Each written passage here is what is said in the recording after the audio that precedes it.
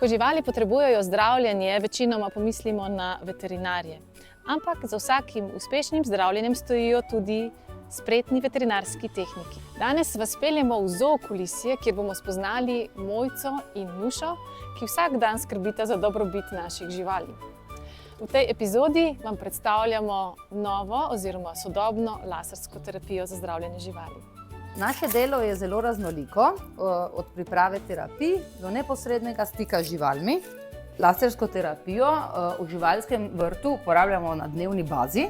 In sicer jo uporabljamo predvsem za zdravljenje starejših živali, za lajšanje bolečin, oziroma pri živalih, ki so poškodovane, za zdravljenje poškodb.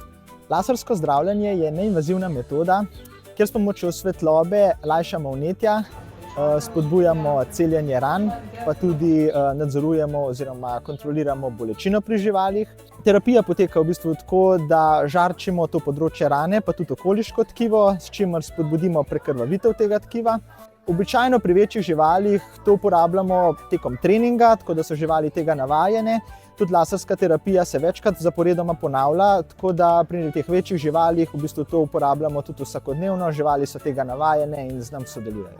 Lasersko terapijo uporabljamo v bistvu pri različnih težavah, kot so kakšne težave s sklepi, kakšna mišična vnetja, uporabljamo jih tudi pri pokirurških posegih. Velikokrat pa uporabljamo kot preventivno zdravljenje. V bistvu je to za žival čist neboleč postopek in je zelo hitro. Je pa odvisno od velikosti rane.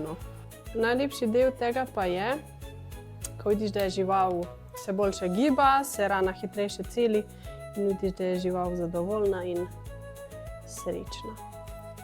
Zdaj te še namažemo, ne?